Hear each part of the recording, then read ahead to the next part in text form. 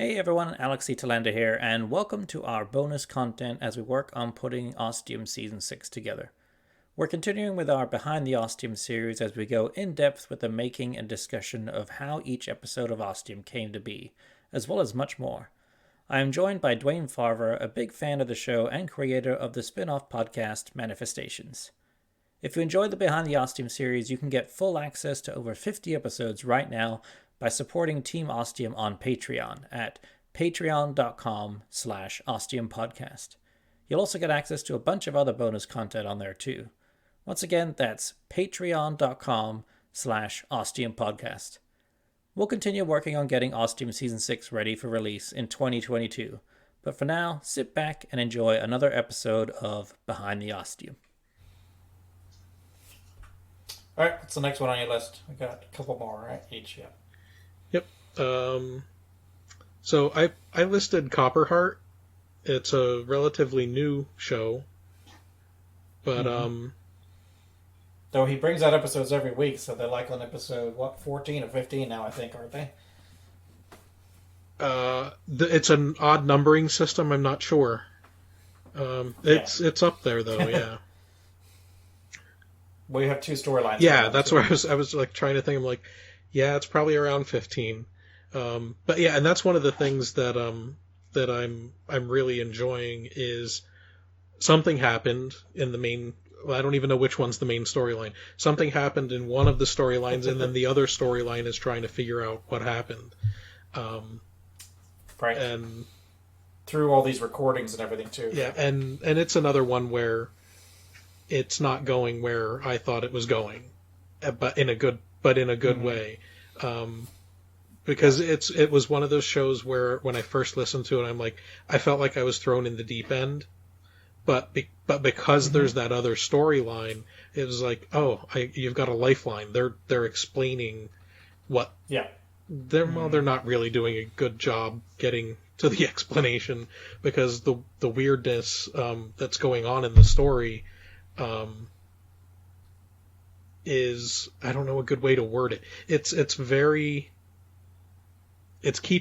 almost like the second story, which is already done in the second storyline, right, is keeping ahead and confusing the people in the main storyline that's trying to figure out what happened. Right. What I like to is that I think you definitely have the risk, because you're doing two storylines, that one might become lesser or not as interesting because you're more interested in the other one. But I find every week I'm just curious about both of them just as much. Exactly. When it comes up that there's a new episode, I was like, it doesn't matter which one it is. I'm there for whichever part's going on. And I like that the cat has a role, so that's, or the dog. I'm sorry, the dog. Yeah. I mean the dog, whatever his name is, yeah. Played by his real dog, I believe, too. He just records his dog doing stuff. Yeah. And again, I'm probably typecasting my story types, but again, the AIs in the story are really interesting to me. I like the way the different shows that I listen to handle artificial intelligence. Some are very mechanical, yes. and others are definitely not. A different end of the spectrum. Yeah, and it's always interesting when you're doing, because obviously this is a pretty much a post-apocalyptic future for them, so it's, some distant point in the future, and therefore your AI is not just going to be your standard, 2001 or whatever. It can be really anything and have, some sort of level of sentience depending on how much you want it to have with working with the character and how much it wants to know, sort of things like that. Like, I like that last one where, I don't know if you're all caught up, but they were talking about how it has a line of code where it can be influenced by the guy in charge. Yes. Yeah, I did listen to that. I thought that was really interesting, yeah. It drove home that, okay, it is an AI, it is at least partially self-aware, but it's still controlled by its code. And right. The humans there still control the code. Mm-hmm. but it's also the only thing this guy has to talk to pretty much for during his work. So Yeah, it's his coworker essentially. So he has to be able to work with it. it's kind of a like a buddy movie. Those episodes, they Yeah. the banter. Yeah. Yeah, definitely. Okay, my next one is The Bridge, which I've got to talk about because I just heard they hit 1 million listens, downloads. Which Awesome. is fantastic. Um, so it's about, I don't know if it's like an alternate world or a future time where there is the Transcontinental Bridge, I believe it's called. Yeah. And it's this giant bridge that crosses the entire Atlantic Ocean from one end to the other. It's a really high up bridge. And along the way are these watchtowers, which are kind of like stopping points for anyone traveling across the bridge who might need help or somewhere to stay, things like that. And you get the sense that when this was originally conceived and built, it was something that was a lot more popular and thriving, and that now at a future point it's barely used at all and everything's kind of going into disrepair. So you focus on Watchtower 10, I believe it is, where you have some characters who are living there. One of the main characters, she's supposed to do a radio report about what conditions are like on the motorway and stuff like that. But because there's very little activity, she never really has much to say about what's going on. So instead, she starts to tell stories about the history and what's been going on with the bridge. There's also this whole strange, interesting marine life that's around the bridge too. Like there's giant squids, it seems like, and krakens and things like that going on. And again, I don't know if it's an alternate world or just a different timeline or something. So you get a lot of these kind of side history stories as they've gone through a couple seasons, I want to say. You also learn that this character who's doing the radio recordings has her history is kind of strange. Where what happened to her, that she used to work when she was a kid. Her mom used to work at this hotel, but then the terrible event happened and a bunch of people disappeared. And there was just her left there, and so it's kind of a story. But you don't find this till later on when she finally reveals the story. So they've done a really good job of starting out with a very unusual premise, but then building more and more onto it and showing this huge complex world that, for the most part, feels like it's a lot of stuff has already happened and everything's kind of going downhill now. But it's still incredible to hear all these different stories about what has happened in the past. And then you have just the various characters of the living in this watchtower to interact with each other. There's also the point where you have people coming to visit that aren't who they say they are, so they have a different storyline going there. So it just kept me really hooked every time I listened to it. Have you tried that one, Dwayne? I have listened to a few episodes. I want to say the last one I listened to, it was something to do with maybe the marine life. Something was trying to break in or get into the tower. Yeah. And I liked what I listened to. It's just one of those shows. I've probably got about a dozen or more that they're still on my queue. I see that there's a new episode, and I just haven't gotten back to listening to them. I liked what I listened to. I liked the fact that there's so much to listen to. There's so much. I don't know how the people that are the professional reviewers do it. Manage to listen to everything. But with the bridge, I really enjoyed how you were talking about how she just started telling stories. Instead of giving the sea forecast or the weather forecast or whatever. And it was one of the shows. I want to say that was probably one of the earlier shows that I listened to. The characters were, and I think the way she was telling the stories, it was making them more real. The characters were not just people doing things. She was giving you backstory. She was saying this is why there was the watchtower connection to it. Yeah. So the watchtower isn't just in whatever state it's in. She's giving you the reasons why it is, and I liked that. Yeah. I just felt like with how they described it and the details it provide, I had it very clear in my head of what it was like, and just definitely somewhere I'd want to like visit.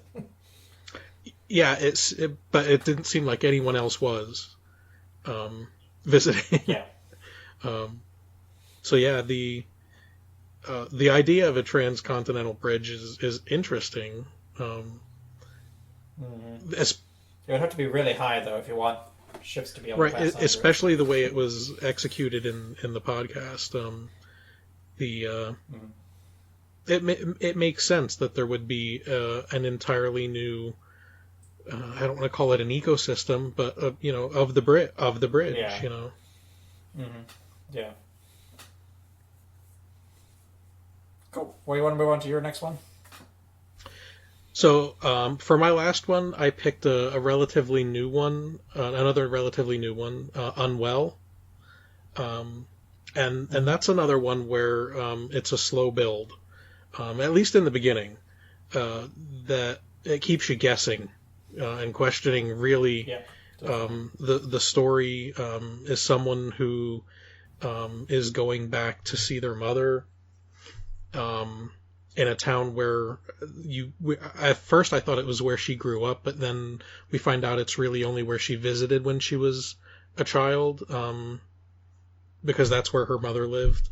Who wasn't really a great person. Yeah, they didn't seem to have a very strained relationship. It was a very strained, childhood, especially. And the town doesn't seem to hold very many fond memories for the main character. I hope we get back to some more of the town, other strange things going on in the town, because there's so many strange things going on in the town. Other than the celery. Yeah, the celery festival was a riot. Like with just some of the things that are going on, it definitely seems like they did some top-down world building for the I think they started story. with because they're thinking about it as a gothic story too, which I think gives it a certain shade or feel to it, which they fully went in with and added those details to it. Yeah, exactly. I'm not sure of the correct way to describe the way the show makes me feel, but it's one of those. Unwell. Yeah, almost. It's one of those when I'm listening to it, like when it's unsettling. Yeah. when I'm listening to it, it's one of those shows that I just get lost, and I'm not paying attention to where it's going. I'm just letting it show me where it's going. Whereas with some of the other shows, even some of the other shows that I mentioned, I'm constantly thinking and trying to figure things out, and try to get a step ahead of where the story's going. Whereas with this one, it's like, I'm not even going to try. I'm just going to let it show me where it's going. I don't know if that made sense, but that's... Yeah, what I was going to say about it was, I feel like the town definitely has a Children of the Dam, Children of the Corn, kind of a backwards, weird ways town. But the characters that we get to see, and maybe less so the mom, but the other characters you kind of get really attached to and interested in. So you're invested in them to see what they find out and how well they do in the town. Exactly. The town has a history, and it seems like most of the townspeople are in on the secret. In a Children of the Corn kind of way, except for maybe like the characters we're seeing at the inn, the mom, and well, obviously they're high school aged. And I'm drawing a blank on his name. He seems to know a lot more about what's really going on in town. Yeah, and then that last episode has something really weird with him too. I thought too that indicated something else going on with what was up with him. But so yeah, it's one of those stories where I'm not trying to figure it out. I'm just enjoying it as it unfolds. Yeah, just enjoying it. Yep. Especially with the strange history and the secret documents and all these different things going on. Yeah, it's definitely compelling. Yeah, the the blueprints that don't match things, and Yeah. the room that had a door that doesn't have a door anymore. Yeah, Just that's very really cool. odd Yeah. things. Yeah. Very interesting. Okay, so I'll move on to our last one. The last one I'm going to do is I Am in Askew, which is a British show about a strange town called Askew. Um, I would call it yeah, it's definitely a horror podcast. And right from the beginning, you have a setting of scene where you hear constant rainfall, and then the person recording it, has a kind of monotone, kind of stoic way of doing it all. And it's basically he's resigned practically to being just stuck here in this town that he can't get away from, and that there are some very weird and bad things that happen to other people there, um, that have happened to people he knows, and that sometimes things happen to him, but then the next day it's kind of reset, and changed again.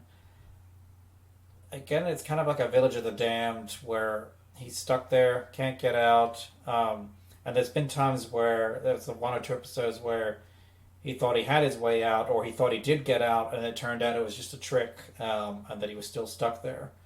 Um, so it's just but the way the podcast is written, the language that's used, it really creates a dark, dingy, dooming image to it that, I just find really kind of just interesting to see. I never know what's going to happen. Strange things that I can never predict are going to happen.